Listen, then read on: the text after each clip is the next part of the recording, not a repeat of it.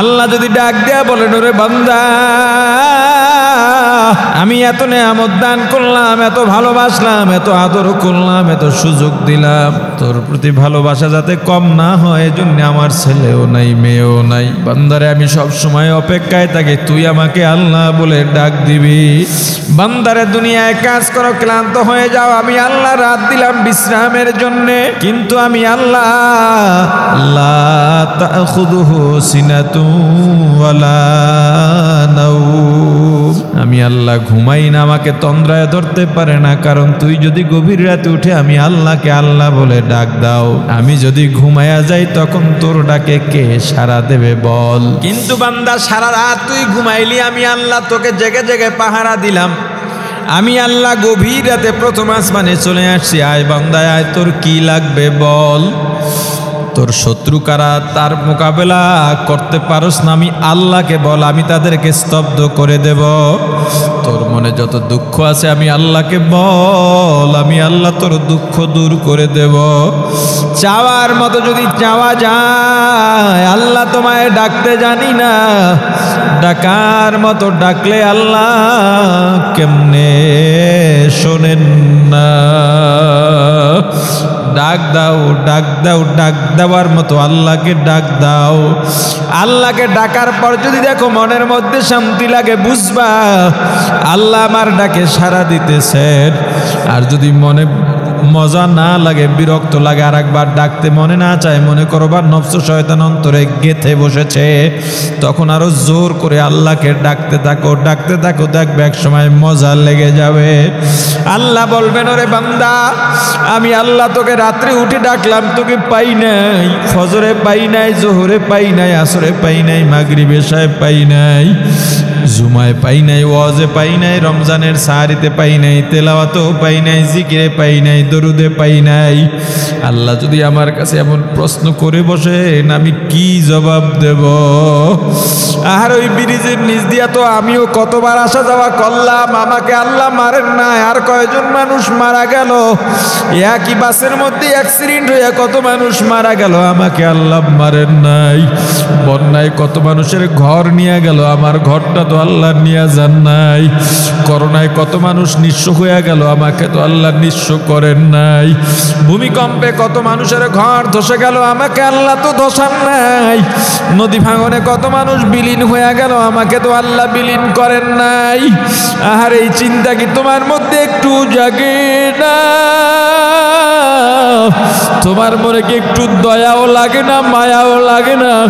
এত নাফরমানি কেমনে কর? একবারও কি মনে হয় না আল্লাহ আমার দিকে তাকায় রইছে? ওরে বান্দা, ফেরো ফেরো ফেরো। এ যুবক ভাই হাতে পায়ে ধরে বলি, যুবক আয় ভাই, ফিরে আয়, ফিরে আয়। আজরাইল যেদিন সামনে দাঁড়াবে, তোর দল তোকে রক্ষা করতে পারবে না। আজরাইল যেদিন সামনে দাঁড়াবে, তোর ক্ষমতা, তোর টাকা, তোর বাড়ি, তোর গাড়ি, তোর সন্ত্রাস বাহিনী, তোর মাস্তান বাহিনী তোকে ধরে রাখতে পারবে না। ওরে যুবক, কার জন্যে পাগল হইলি ভাই? বড় কঠিন এই দুনিয়ার চাকচিক্য চিনলি, পরকাল কেন অনুভব করলি না রে ভাই? আল্লাহ সব কিছু দেখেন কিনা, শোনেন কিনা? আল্লাহু সামিউম বাসীর। মৃত্যু অনেক নিকটে।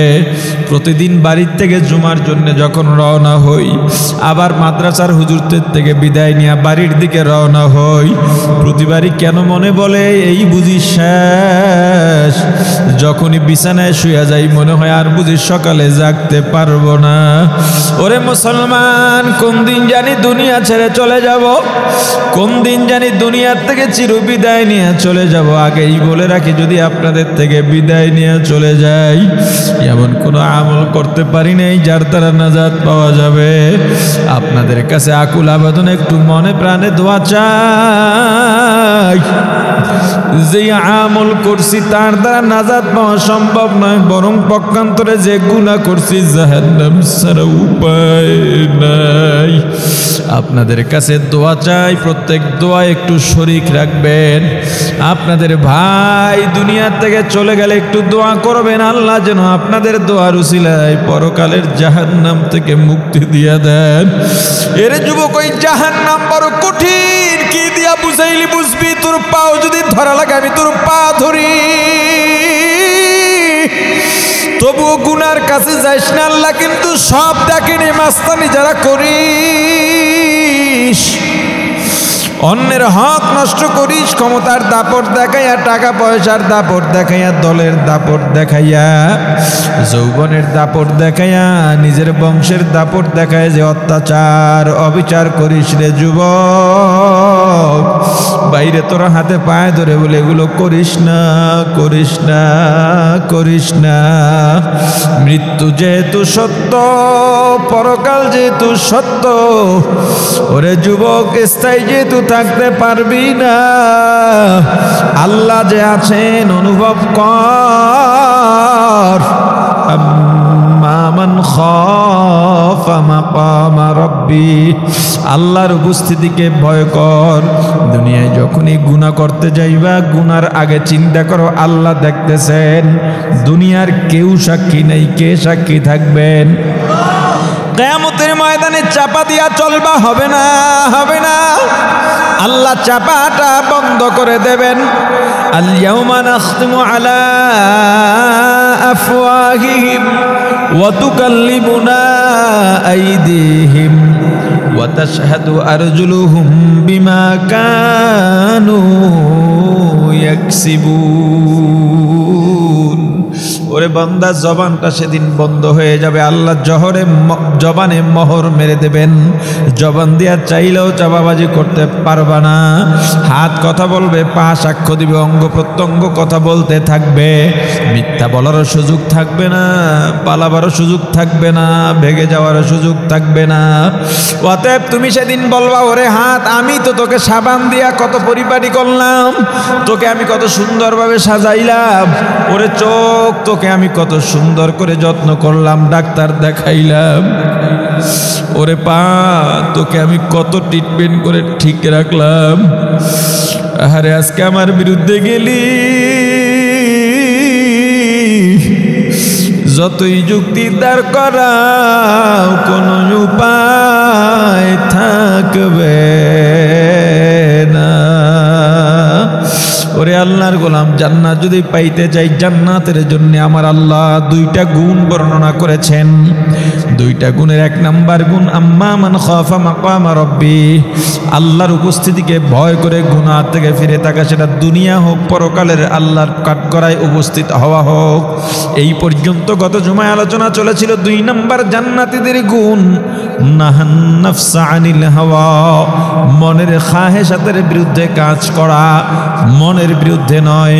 যদি বলি মনের বিরুদ্ধে, মন তো নামাজ পড়তে চায়, তাহলে কি নামাজ বাদ দেব নাকি? আল্লাহ যেহেতু স্পষ্ট শব্দ বলে দিয়েছেন আনিল হাওয়া, হাওয়া মানে খাহেশ, খাহেশাত, মনের কুপ্রবৃত্তি, মনের খারাপ চাহিদা। গুনার ক্ষেত্রে খাহেশ ব্যবহার হয়, অন্যায়ের ক্ষেত্রে খাহেশ ব্যবহার হয়। অতএব তোমার মনের মধ্যে যদি কুপ্রবৃত্তি থাকে, এর বিরুদ্ধে কাজ করা। মন চায় মিথ্যা বলতে, বলবো না। মন চায় হারাম খাইতে, খাবো না। মন চায় সিনেমা দেখতে, দেখবো না। মন চায় গান শুনতে, শুনবো না। আল্লাহ বলেন ফাইনাল জান্নাতা হিয়াল মাওয়া, হে পরহেজগার, তোর জন্য জান্নাত হলো ঠিকানা। মনটা খুব কাঁদে, আব্বাও খুব অসুস্থ, কে কতদিন বাঁচবে তা তো জানা নাই। এই যে আপনাদের সামনে কথা বলতেছি, আমার আব্বা আম্মা যদি কঠোর না থাকতেন, এ লাইনে আসতে পারতাম না। মানে সন্তান কতটা একঘেয়েমি করতে পারে, দুষ্টুমি করতে পারে, এটা আমাদের মধ্যে ছিল। অন্যান্য বাবা মারা আমরা যে দুষ্টুমি করেছি, মাদ্রাসায় যেতে চাইনি, পড়তে চাইনি, এরকম আমাদের 100 ভাগের 1 ভাগ তালবাহানা করলেও অতিষ্ঠ হয়ে বলে ফেলতেন বা বলেছেন অনেকে, যা তোদের আর লেখাপড়া করা লাগবে না। আমার বাবার একটা কথাই ছিল, নিজে আলেম হতে পারিনি, কিন্তু তোদের কারণে এখন জাহান্নামে যেতে হবে, এই ছাড় আমি দেব না। মাদ্রাসার থেকে বাড়ি গেলে নামাজ না পড়লে খানা বন্ধ থাকতো। এই যে পাঞ্জাবি যেটাকে বলি পাশফাড়া, এই পাশফাড়া জামা গায়ে দেওয়া গুনাহ না, কিন্তু ছাত্র সময় বাবা এটা পড়তে দেন নাই। বাবার কথা ছিল এটা পড়া জায়েজ না জায়েজের ব্যাপার না, এটা একটা সামাজিকতা বা ইসলামের ছোট থেকে গড়ে ওঠার জন্যে, গড়াবার জন্যে কিছু শিক্ষা থাকে। যেমন আমরা মাদ্রাসায় ছাত্রদেরকে তাহাজ্জুদ বাধ্যতামূলক করি। আসলে কি তাহাজ্জুদ বাধ্যতা করা জায়েজ আছে? কিন্তু শিক্ষকের জন্য ছাত্রের প্রতি জায়েজ আছে, ছাত্রকে গড়াবার জন্যে। আমরা যখন কোরআন সহির জন্য পড়েছি তখন আইন এটাকে আরো চাপ দিয়ে বেশি পড়ানো হতো। ওইভাবে যদি এখন পড়ি, কারি সাহেবরা বলবে এত জোর জবরদস্তি করে আইনের উচ্চারণ করার দরকার নেই। কিন্তু ওস্তাদরা বলতেন এখন একটু কঠোর করে বললে তুমি সামনে ইজিভাবে পড়তে পারবা। একটা সিস্টেমে নিয়ে আসার জন্যে আব্বা এই ফাড়া জামা আমাদেরকে কোনোদিনও বানিয়ে দেন নাই। আব্বার যুক্তি ছিল, গোল জামা যদি থাকে নিসফ সাক, এই গোল জামা গায়ে দিয়ে তুই সিনেমায় যাইতে পারতি না, কিন্তু ফাড়া জামা গায়ে দিয়ে অনেকেই যায়। এই যে কলারটা আছে ব্যান্ড কলার, এটা আমরা বড় হইছি যখন মনে করছি এখন আব্বা কিছু বলবেন না, তখন থেকেই কলার জামা পরা শুরু করেছি। ছাত্র সময় কখন এই কলার জামাও পরতে দেন নাই। এটা তার পরহেজগারি, এটা তার তাকওয়া। এই জায়গায় জায়েজ না জায়েজের ফতোয়া আনাটা ভুল। এতটা গাইড করেছেন, এতটা স্বচ্ছ তিনি থেকেছেন, আমাদেরকে শিক্ষা দিয়েছেন।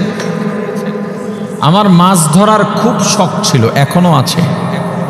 মাদ্রাসার থেকে বাড়িতে গেলে এখন যে মৌসুমটা আমাদের অঞ্চলে এখন হলো ধান রোপণ করে, এটা এখন বৃষ্টি চলতেছে আমাদের অঞ্চলে, সব জায়গায় চলে, কিন্তু আমাদের উপকূলীয় অঞ্চল হিসেবে মাঝে মাঝে ঝড়, এখন নাকি অনেক বাতাস চলতেছে। আমিও দেখে আসছি প্রচণ্ড বাতাস, বৃষ্টি। তো আর 1-2 মাস যাওয়ার পরে যখন রোয়া বলে আমাদের অঞ্চলে ধানের গুচিটাকে, এটা যখন বড় হয় তখন পানি থাকে, ধান ওঠে না, শুধু রোয়াটা উঠছে। এর মধ্যে আমরা কারেন্ট জাল পাততাম, বড়শি পাততাম, রেখে আসতাম, সকালে গিয়ে নিয়ে আসতাম। মাদ্রাসা থেকে গিয়ে বড়শি পেতে আসছি। আব্বা ফজরের নামাজের পরে জিকির করতেন, এখনো করেন, জিকির করতেন, ইশরাক নামাজ পড়তেন। তো পশ্চিম দিকে ফিরে পড়তেন। ওদিন উল্টা দিকে দরজায় বের হয়ে বসে আছেন, আমি তো মাছ নিয়ে আসছি, আনন্দে মাছ পাইছি, অনেক মাছ, মাগুর মাছ, শিং মাছ। তা আব্বা আম্মাকে ডাকলেন, এদিকে আসেন, আপনি করে যেহেতু বলছেন আদরেরও হতে পারে, ঢক ভালো নাও হতে পারে। মা এসে পেছনে দাঁড়ালেন। আব্বা জিজ্ঞেস করলেন বালতির ভিতরে কি? আমি বলছি মাছ। কই পেয়েছো? বর্ষি। আমি তো আনন্দে বলতেছি, চিন্তা করছি খুশি। এরপর আব্বা বললেন ওই যে জমিতে মাছ ধরছো, ওই জমি কার? ওটা তো তোমার বাপের না। মাদ্রাসায় পড়ো, না জিজ্ঞেস করে এক জায়গায় মাছ ধরলা। যাই হোক, পরে বললেন এটা তোমার চাচার, আমার আপন মেজো চাচার। বললেন তাদের বাড়িতে নিয়ে যাও, গিয়া বলো অনুমতি ছাড়া মাছ ধরছে, এই যে আপনার মাছ। এরপর সে বলে তুমি নিয়ে যাও, তারপরে নিয়ে এসো। একটা কথা বলে দিয়েছেন, এক সময় মাজুর হব, যেমন এখন আমার আব্বা আম্মা মাজুর। তখন হয়তো নিজে কামাই করতে পারবো না, এরপরে এখনো আব্বা আম্মা কিন্তু আমাদের কামাই খান না। আমরা 2-4 টাকা দিলে সেটা ভিন্ন হিসাব, ওই আমাদের আশায় থাকেন না। যে যেদিন 1 টাকা হারাম কামাই করবি ওদিন আমার ঘরেও ঢুকবি না, তোদের কোনো আমার অজান্তে একটা পয়সা যেন আমার ভিতরে না ঢোকে, আমার ভিতরে যেন কোনো হারাম না ঢোকে। এই আব্বা আম্মার উসিলায় আসলে আজকে আপনাদের এখানে বসতে পারছি। কত মাদ্রাসা যে পলাইছি, মাদ্রাসার ছাইড়া কোনো কাজ হয় নাই। আলিয়া মাদ্রাসায় 1 সপ্তাহ ক্লাস করছিলাম, বাড়ি উঠতে দেয় নাই। বলবেন আলিয়া মাদ্রাসায় পড়া নাজায়েজ? নাজায়েজ না। আব্বা বলেছিলেন যেখানে ছেলে মেয়ের একসাথে পড়ে সেখানে এলেম নাও হতে পারে, শঙ্কা থাকে। আজকে তারা অসুস্থ, তাদের কথা বলতে গেলে কণ্ঠ ভারী হয়ে আসে। কি পরিশ্রমটাই না করছেন জীবনে। সারা রাত দেখেছি কেঁদেছেন শুধু, আল্লাহ ছেলেদেরকে আমি কামাই চাই না, ওদেরকে দিনদার বানাও। আমরা মারা যাওয়ার পর ওরা যেন জানাজা পড়াতে পারে, ধার করে হুজুর আনতে না হয়। সারাক্ষণ এই দোয়া করছেন। আজকে তারা অসুস্থ, মারাত্মক অসুস্থ। মা তো কথাই বলতে পারতেছেন না, এত অসুস্থ। আব্বাও উঠে বসতে পারতেছেন না। মোটামুটি ডাক্তার ব্যায়াম দিয়েছেন হাঁটা চলার জন্যে, ওটুক ঘরের মধ্যে হাঁটা চলা করে। আপনাদের কাছে তাদের জন্য দোয়া চাওয়া ছাড়া আমাদের আর কিচ্ছু নাই। আল্লাহ যেন তাদেরকে পুরোপুরি সুস্থ করে দেন। আমার মা এখনো দৈনিক 1000 বার দরুদ শরীফ পড়েন, বড় তসবিহ বানিয়ে নিয়েছেন। দিনদারি কি এটা আসলে মাদ্রাসার থেকে শিখি নেই, এটাই সত্য। দিনদারির মূল স্পিরিটটা আমরা আমাদের মা বাবার থেকে শিখেছি। নামাজের এহতেমাম কি আমার বাবার দিকে তাকিয়ে আমরা শিখেছি। এখনো বাবার 2 রাকাত নামাজ পড়তে আমাদের 10 রাকাতের সমান সময় লাগে। আল্লাহ এই নেয়ামতকে আমাদের মাঝ থেকে যেন না হারিয়ে যায়। আপনাদের কাছে দোয়া চাই। মা বাবার ছায়া বড় ভারী ছায়া। দুনিয়া তোরা যত সুনাম থাকুক না কেন, যত নাম ডাক টাকা পয়সা, মা বাবার শক্তির সামনে, মা বাবা বেঁচে আছেন, মা বাবার ছায়ার সামনে এই নাম ডাকের শক্তি আসলে নাই। এগুলো হারে হারে টের পাচ্ছি। হয়তো আল্লাহ না করুন যদি তাদেরকে আমাদের আগে দুনিয়া থেকে নিয়ে যান, তখন আরো টের পাব। অসুস্থর কারণে আব্বা আম্মা এই মাত্র 1 সপ্তাহ বাড়িতে নেই, ঢাকা আসছেন, ভাইদের বাসায় আছেন। আমি বাড়িতে ওই গিয়ে মার সাথে আব্বার সঙ্গে দেখা করে আসতাম, বা আব্বা আসতেন। 1 সপ্তাহ নাই, মনে হয় যেন আমার এলাকাটা পুরা খালি, আমি শক্তি পাচ্ছি না। আমি আপনাদের কাছে দোয়া চাই, আরো যাদের মা বাবা আছে আল্লাহ যেন সবার মা বাবাকে সুস্থতার সঙ্গে হায়াতে তৈয়বা দান করেন।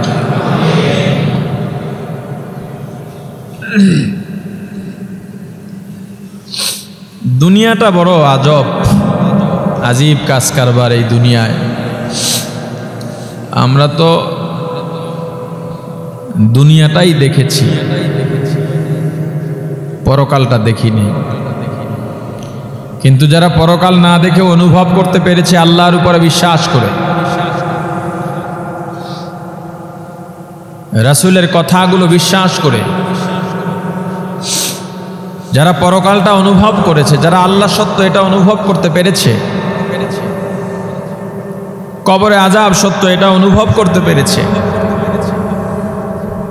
পুলসিরাত জাহান্নাম এগুলো যারা অনুভব করতে পেরেছে,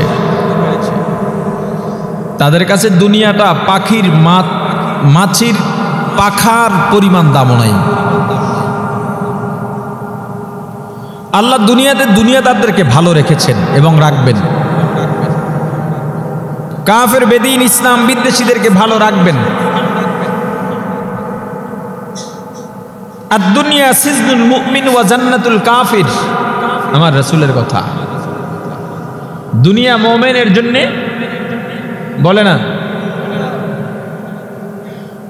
মুমিনের জন্য দুনিয়া জেলখানা, জাহান্নাম, আর কাফের দুনিয়াদারদের জন্য বেহেশত। কোন বেহেশতে আছি আল্লাহই ভালো জানে।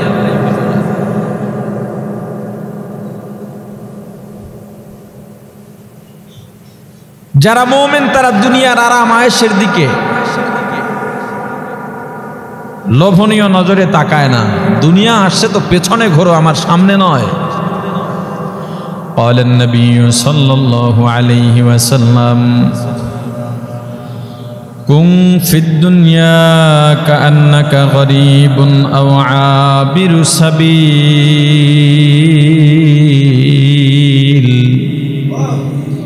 أو كما قال النبي عليه الصلاة والسلام। পয়গম্বর বলেছেন দুনিয়ার মধ্যে এমন ভাবে বসবাস করো, দুইটা পদ্ধতিতে বসবাস করো। দুই পদ্ধতির যে কোনো এক পদ্ধতি, হয়তো তুমি মুসাফির, না হয় তুমি পথিক।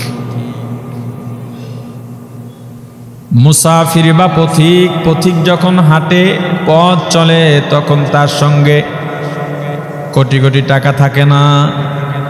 পথিক যখন চলে সংসার টাকা পয়সা নিয়ে চলে না, নিজের প্রয়োজনের যতটুকু থাকে ততটুকু নিয়েই চলে। তুমি অথবা মুসাফির অবস্থায় দুনিয়ায় বসবাস করো। মুসাফির কাকে বলে?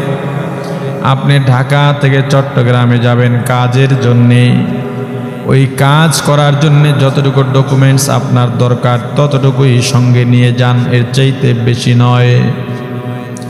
দুনিয়ায় আমরা মুসাফির, দুনিয়ায় আসছি কিছু কাজের জন্য, আর আবার থাকবো না। আদ-দুনিয়া মাজরাতুল আখিরাহ, এই দুনিয়া আখিরাত কামাই করার ক্ষেত। ফসলি জমি হলো আখিরাত। যদি কামাই করতে চাও, এই দুনিয়াটা হলো আমাদের জন্য আখিরাত কামাই করার জায়গা। ওরে মুসলমান ইমানদার আল্লাহর গোলাম, যেখানে মানুষ স্থায়ী থাকতে পারে সেই জায়গাটা নিয়ে মানুষ চিন্তা করবে। যেখানে স্থায়ী থাকা সম্ভব নয় সেই জায়গা নিয়ে সুদূর প্রসারী এত বড় বড় পরিকল্পনা করার দরকার নাই। हकीकत से तो दुनिया बेखबर है, दुनिया की नुमाइश पर नजर है। नमी गोयम के आज दुनिया जुदा बाश, बहर कारे के बाशी बा खुदा बाश। सिस्ते दुनिया از خدا غافل بودن قماشو نقره فرزندزان। दुनिया में हो दुनिया का तलबगार नहीं हो, दुनिया में हो दुनिया का तलबगार नहीं हो। दुनिया में हो दुनिया का तलबगार नहीं हो, बाजार से गुजर हो खरीददार नहीं हो। बाजार से गुजर हो खरीददार नहीं हो। जागा जी लगाने के दुनिया नहीं है, जागा जी लगाने के दुनिया नहीं है। ये इबरत की जाहे तमाशा नहीं है, ये इबरत की जाहे तमाशा नहीं है। मुसलमान इमानदार, এই দুনিয়াটা আমাদের জন্য স্থায়ী জায়গা নয়। মরা লাগবে, মরা লাগবেই লাগবে। মৃত্যুর পরে তোমার আমার ঠিকানা দুইটা, একটা জান্নাত আর একটা জাহান্নাম। বলকের বাচ্চা, অনেক বড় বাচ্চা, প্রভাবশালী বাচ্চা ইব্রাহিম ইবনে আদহাম, ওমানের সাগরের পারে এখনো তার কবর আছে। ওমানে অনেকগুলো কবর আছে। ওমানিদের যদিও দাবি ওখানে ইমরান নবীর কবর আছে, আইয়ুব নবীর কবর আছে, ওয়াইস কনেরির কবর আছে। সেখানে আমি নিজেও গিয়েছি। ইমরান নবীর কবরের কাছে গিয়ে মনে হয় নাই এটা ইমরান নবীর কবর। আইয়ুব নবীর কবরের পাশে গিয়েও আমার কাছে মনে হয় নাই এটা আইয়ুব নবীর কবর। তবে আইয়ুব নবীর কবরের ব্যাপারে তাদের পুরানো মানুষ যারা, তাদের থেকে শুনেছি উপমহাদেশের একজন বড় বুজুর্গ ছিল, নাম ছিল আইয়ুব। ওমানের উপর দিয়ে তিনি হজে যাইতেন প্রতি বছর। যেই জায়গায় তার কবর হয়েছে ওখানে তিনি একটা খানকা করেছিলেন, ওখানে নিয়মিত উনি বিশ্রাম করতেন আসা যাওয়ার পথে। এটা বিশ্বাসযোগ্য, কিন্তু আইয়ুব নবীর কথা বললে বিশ্বাসযোগ্য হবে না। কারণ আগের জামানায় এলাকাগুলো যেমন ছিল, বর্তমানে দিন যত যায় বা পিছনের দিন যত অতিবাহিত হয়েছে এলাকাগুলো ডেভেলপ হয়েছে, কিন্তু মানে আইয়ুব নবীর কবর যেখানে, ওই কবরের আশেপাশে মনে হয় না 2, 4, 500 বছর 1000 বছরের মধ্যে কোনো ডেভেলপ হয়েছে। ওই সময় তো আইয়ুব নবী যেখানে ছিলেন, যে জঙ্গলের মধ্যে, বিবি রহিমা আইয়ুব নবীকে রেখে লোকালয় বের হইতেন, মানুষের বাড়িতে কাজ করতেন রিজিকের জন্যে। কিন্তু যেখানে আইয়ুবের কবর আছে তাদের দাবি অনুযায়ী ওই জায়গার আশেপাশের মধ্যে কোনো বাড়িঘর নাই তো নাই, এত জঙ্গল আর এত নিচা নিচা বড় বড় গর্ত বা খালের মতো, উপর থেকে নিচ পর্যন্ত দেখা যায় না, ভয়াবহ একটা এলাকা।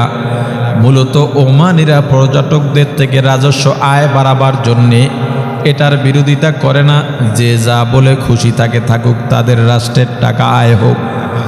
ওয়াইস করিনীর কবর পাকিস্তানি বেদাতিরা মাত্র কয়েক বছর আগে প্রতিষ্ঠা করেছে, ওখানে কোনো কবরই নাই। তবে ইব্রাহিম ইবনে আদহাম রহমতুল্লাহ আলাইহির ব্যাপারে ওমানিদের বক্তব্য, এই কবরের মধ্যে যে আছে তার ব্যাপারে যত তথ্য সব মিলে যায়। আমরা যে ইব্রাহিম ইবনে আদহামের ঘটনা বলি বা জীবনী পড়েছি তার সঙ্গে ওটা মিলে যায়। ইব্রাহিম ইবনে আদহাম বলকের বাচ্চা ছিলেন, এত প্রভাবশালী বাচ্চা, মন্ত্রিসভার মধ্যে বসে আলোচনা করতেছেন, হঠাৎ করে এক যুবক ঢুকে গেছে। এ যুবক, তুমি কে? যুবক বলে, আমি একজন মুসাফির। ইব্রাহিম ইবনে আদহাম বলেন, তোমার এত বড় সাহস, তুমি কিভাবে অনুমতি ব্যতীত এখানে ঢুকে গেলা? তাছাড়াও নিচ থেকেই তো তোমার অনুমোদন পাওয়ার কথা না, তোমাকে ঢুকতে দিল কে? যুবক বলে, আমার কোথাও যাইতে অনুমোদন লাগে না, পারমিশন লাগে না। বলে, কেন আসছো বলো? বলে, একটু বিশ্রাম নেওয়ার জন্যে। বলে, এটা তো মুসাফিরখানা নয়, এখানে যে তুমি বিশ্রাম নেবা। যুবক বলে, এটাই মুসাফিরখানা। বাচ্চা বলে, না, রাগ হয়ে গেছে। যুবক বলে, বাচ্চা রাগ হয়ে লাভ নাই,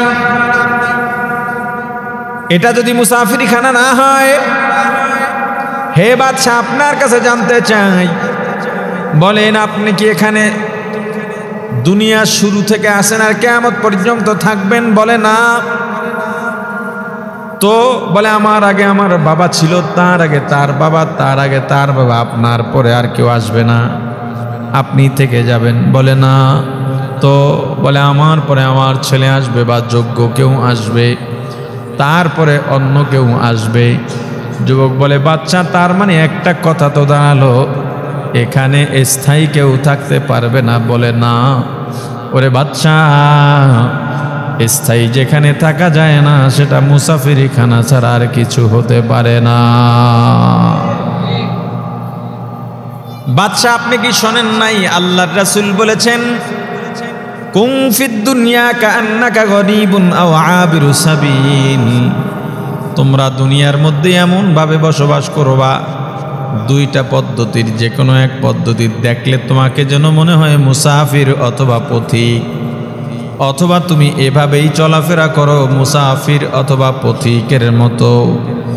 আমরা যারা পরকালটা অনুভব করতে পারি নাই, জান্নাত জাহান্নাম অনুভব করতে পারি নাই, আল্লাহ আছেন সেটা অনুভব করতে পারি নাই, তাদেরকে যতই বয়ান করা হোক না কেন তারা মানবে না।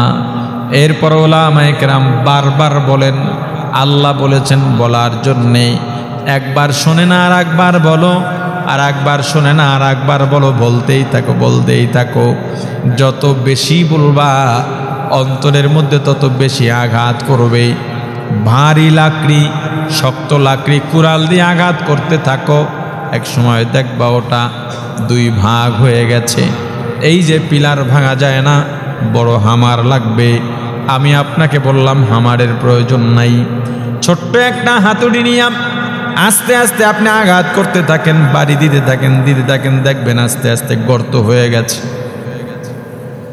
পানি এক ফোঁটা পড়তে পড়তে খেজুরের রস যে জমা করে, গ্রামের মানুষ জানেন খেজুর গাছের মধ্যে খেজুর গাছ একটু ছিলে তারপরে ওখানে একটা রেখ দাগ কাটে, একটা রেখা দেয় যেন রসটা এসে আবার একটা ছোটোখানে কাঠি বসায় দেয়, বাঁশের কঞ্চির থেকে অর্ধেক করে এক ফোঁটা পড়ে। এমনকি সেকেন্ডের মধ্যেও পড়ে না, 5 সেকেন্ড 10 সেকেন্ড পরে পরে পরে পড়তে পড়তে সকালবেলা গিয়া দেখা যায় রসে হাড়িটা ভরে গেছে।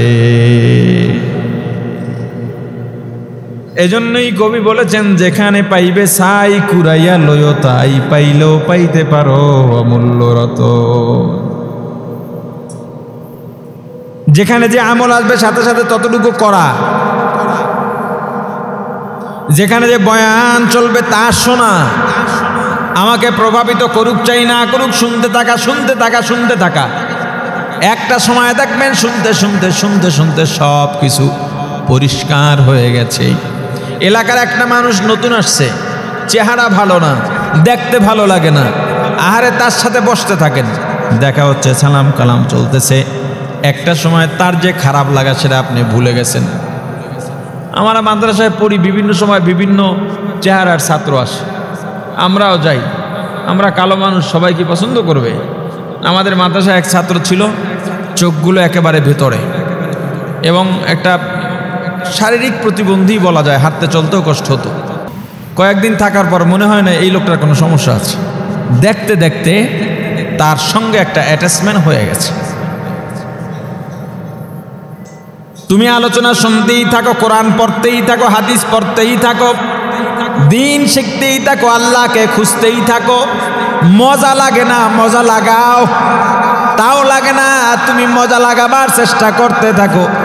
একটা সময় যদি আল্লাহ কবুল করেই বসেন, তোমার চক্ষু দিয়া 2 ফোঁটা চোখের পানি পড়ে যায়, দেখবা এত মজা লাগছে জীবনে, তোমার বড় কোনো খুশির খবরও এত মজা লাগে না। চিনতে পারা, অনেক সময় মানুষ হয় কি, একজনকে ভুল বুঝে আঘাত করা, মন্দ বলা, বিপদে ফালানো, যত ক্ষতি করা যায় এই চিন্তা লালন করতে করতে হঠাৎ করে জানলাম এই লোকটা তো আসলে আমার ক্ষতি করে নাই, বরং তার দ্বারা আমার উপকারী হয়েছে। মনুষ্যত্ব বোধ যাদের মধ্যে আছে দেখবেন তার কাছে গিয়ে কান্না শুরু করে, আরে ভাই আপনার চিনতে পারিনি। ওই যে ঘৃণাটা সব ভালোবাসায় রূপান্তর হয়ে গেছে। দুনিয়ার মানুষের ক্ষেত্রে যদি এমন হয়, তুমি আল্লাহর ক্ষেত্রে কেন পারছো না? তুমি আল্লাহকে চাও না, অথচ আল্লাহর বানানো জান্নাতের মালিক হইতে চাও। এতই কি সহজ? আল্লাহকে এতই ঠেকা? জান্নাত যদি পাইতে চাও 2টা কাজ, 1 নম্বরে আম্মা মান খাফা মাকামা রাব্বি, 2 নম্বরে ওয়ানাহান নাফসা আনিল হাওয়া। 1 নম্বর আল্লাহর উপস্থিতিকে ভয় পাওয়া, কিয়ামতের ময়দানে আল্লাহর সামনে দাঁড়াইয়া আমার জীবনের হিসাব কিভাবে মেলাবো, আল্লাহর সামনে কেমনে মাথা উঁচু করে দাঁড়াবো। আল্লাহ যদি ডাক দেয়া বলেন, ওরে বান্দা আমি এত নেয়ামত দান করলাম, এত ভালোবাসলাম, এত আদর করলাম, এত সুযোগ দিলাম, তোর প্রতি ভালোবাসা যাতে কম না হয় এজন্য আমার ছেলেও নাই মেয়েও নাই। বান্দারে আমি সব সময় অপেক্ষায় থাকি তুই আমাকে আল্লাহ বলে ডাক দিবি। বান্দারে দুনিয়ায় কাজ করো, ক্লান্ত হয়ে যাও, আমি আল্লাহ রাত দিলাম বিশ্রামের জন্যে, কিন্তু আমি আল্লাহ লা তাখুযুহু সিনাতুন ওয়ালা নাওম, আমি আল্লাহ ঘুমাই না, আমাকে তন্দ্রায় ধরতে পারে না। কারণ তুই যদি গভীর রাতে উঠে আমি আল্লাহকে আল্লাহ বলে ডাক দাও, আমি যদি ঘুমায়া যাই তখন তোর ডাকে কে সাড়া দেবে বল। কিন্তু বান্দা সারা রাত তুই ঘুমাইলি, আমি আল্লাহ তোকে জেগে জেগে পাহারা দিলাম। আমি আল্লাহ গভীর রাতে প্রথম আসমানে চলে আসছি, আয় বান্দা আয়, তোর কি লাগবে বল। তোর শত্রু কারা, তার মোকাবেলা করতে পারস না, আমি আল্লাহকে বল, আমি তাদেরকে স্তব্ধ করে দেব। তোর মনে যত দুঃখ আছে আমি আল্লাহকে বল, আমি আল্লাহ তোর দুঃখ দূর করে দেব। চাওয়ার মতো যদি চাওয়া যায়, আল্লাহ তোমায় ডাকতে জানি না, ডাকার মতো ডাকলে আল্লাহ কেমনে শোনেন না। ডাক দাও, ডাক দাও, ডাক দেওয়ার মতো আল্লাহকে ডাক দাও। আল্লাহকে ডাকার পর যদি দেখো মনের মধ্যে শান্তি লাগে, বুঝবা আল্লাহ আমার ডাকে সাড়া দিতেছেন। আর যদি মনে মজা না লাগে, বিরক্ত লাগে, আর একবার ডাকতে মনে না চায়, মনে করবার নফস শয়তান অন্তরে গেথে বসেছে, তখন আরো জোর করে আল্লাহকে ডাকতে থাকো, ডাকতে থাকো, দেখবে এক সময় মজা লেগে যাবে। আল্লাহ বলবেন, ওরে বান্দা আমি আল্লাহ তোকে রাত্রে উঠে ডাকলাম, তোকে পাই নাই, ফজরে পাই নাই, জোহরে পাই নাই, আসরে পাই নাই, মাগরিব এশায় পাই নাই, জুমায় পাই নাই, ওয়াজে পাই নাই, রমজানের সাহারিতে পাই নাই, তেলাওয়াতেও পাই নাই, জিকিরে পাই নাই, দরুদে পাই নাই। আল্লাহ যদি আমার কাছে এমন প্রশ্ন করে বসেন, আমি কি জবাব দেব? আর ওই ব্রিজের নিচ দিয়া তো আমিও কতবার আসা যাওয়া করলাম, আমাকে আল্লাহ মারেন নাই। আর কয়জন মানুষ মারা গেল, একই বাসের মধ্যে অ্যাক্সিডেন্ট হয়ে কত মানুষ মারা গেল, আমাকে আল্লাহ মারেন নাই। বন্যায় কত মানুষের ঘর নিয়ে গেল, আমার ঘরটা তো আল্লাহ নিয়ে যান নাই। করোনায় কত মানুষ নিঃস্ব হয়ে গেল, আমাকে তো আল্লাহ নিঃস্ব করেন নাই। ভূমিকম্পে কত মানুষের ঘর ধসে গেল, আমাকে আল্লাহ তো ধসান নাই। নদী ভাঙনে কত মানুষ বিলীন হয়ে গেল, আমাকে তো আল্লাহ বিলীন করেন নাই। আর এই চিন্তা কি তোমার মধ্যে একটু জাগে না? তোমার মনে কি একটু দয়াও লাগে না, মায়াও লাগে না? এত নাফরমানি কেমনে কর? একবারও কি মনে হয় না আল্লাহ আমার দিকে তাকায় রইছে? ওরে বান্দা ফেরো ফেরো ফেরো। এ যুবক ভাই হাতে পায়ে ধরে বলি, যুবক আয় ভাই, ফিরে আয়, ফিরে আয়। আজরাইল যেদিন সামনে দাঁড়াবে, তোর দল তোকে রক্ষা করতে পারবে না। আজরাইল যেদিন সামনে দাঁড়াবে, তোর ক্ষমতা, তোর টাকা, তোর বাড়ি, তোর গাড়ি, তোর সন্ত্রাস বাহিনী, তোর মাস্তান বাহিনী তোকে ধরে রাখতে পারবে না। ওরে যুবক, কার জন্য পাগল হইলি ভাই? বড় কঠিন এই দুনিয়ার চাকচিক্য চিনলি, পরকাল কেন অনুভব করলি না রে ভাই? আল্লাহ সব কিছু দেখেন কিনা, শোনেন কিনা? আল্লাহু সামিউম বাসীর। মৃত্যু অনেক নিকটে। প্রতিদিন বাড়ির থেকে জুমার জন্য যখন রওনা হই, আবার মাদ্রাসার হুজুরদের থেকে বিদায় নিয়ে বাড়ির দিকে রওনা হই, প্রতিবারই কেন মনে বলে এই বুঝি শেষ। যখনই বিছানায় শুয়ে যাই মনে হয় আর বুঝি সকালে জাগতে পারবো না। ওরে মুসলমান, কোন দিন জানি দুনিয়া ছেড়ে চলে যাব, কোন দিন জানি দুনিয়ার থেকে চির বিদায় নিয়ে চলে যাব। আগেই বলে রাখি, যদি আপনাদের থেকে বিদায় নিয়ে চলে যাই, এমন কোনো আমল করতে পারি নাই যার দ্বারা নাজাত পাওয়া যাবে। আপনাদের কাছে আকুল আবেদন, একটু মনে প্রাণে দোয়া চাই। যে আমল করছি তার দ্বারা নাজাত পাওয়া সম্ভব নয়, বরং পক্ষান্তরে যে গুনাহ করছি জাহান্নাম ছাড়া উপায় নাই। আপনাদের কাছে দোয়া চাই, প্রত্যেক দোয়া একটু শরীক রাখবেন।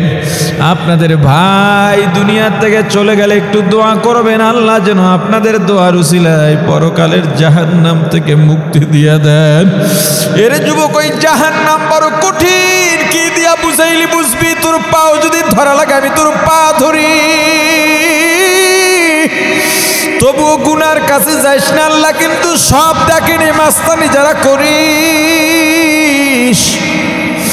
অন্যের হক নষ্ট করিস, ক্ষমতার দাপট দেখাইয়া, টাকা পয়সার দাপট দেখাইয়া, দলের দাপট দেখাইয়া, যৌবনের দাপট দেখাইয়া, নিজের বংশের দাপট দেখায় যে অত্যাচার অবিচার করিস রে যুবক, বাইরে তোরা হাতে পায়ে ধরে বলে এগুলো করিস না, করিস না, করিস না।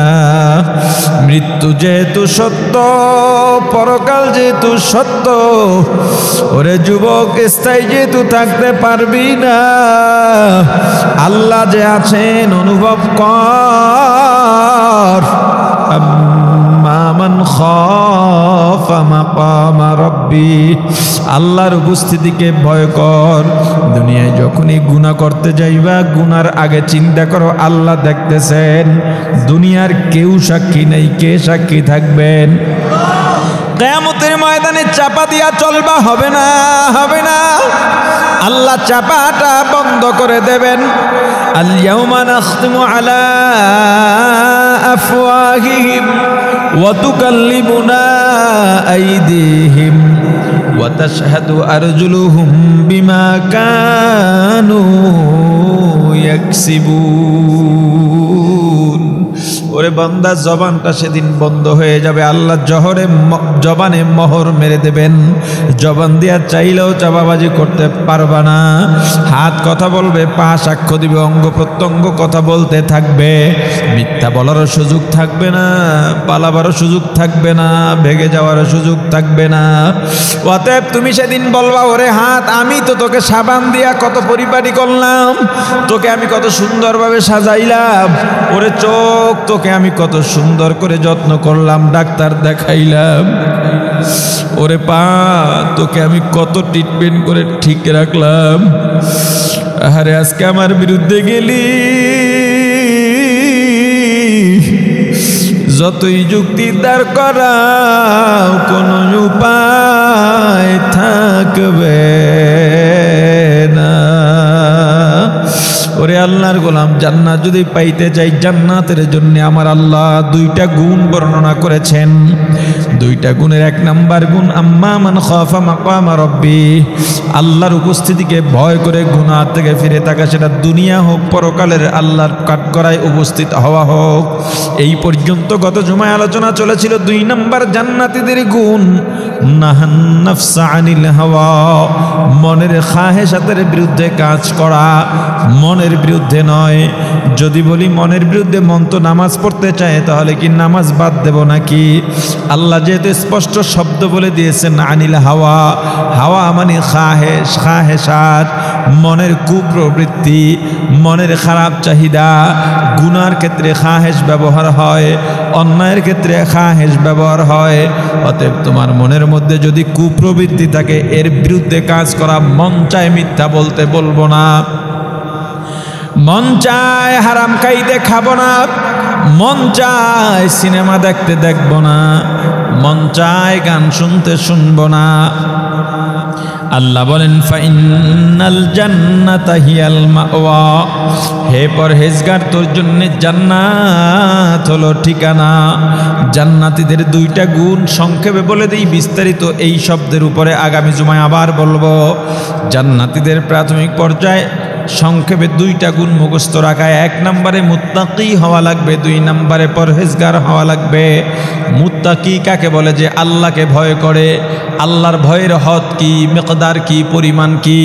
আল্লাহর যেই ভয়ের কারণে গুনাহ করে না, এই ভয়ের নাম হলো তাকওয়া।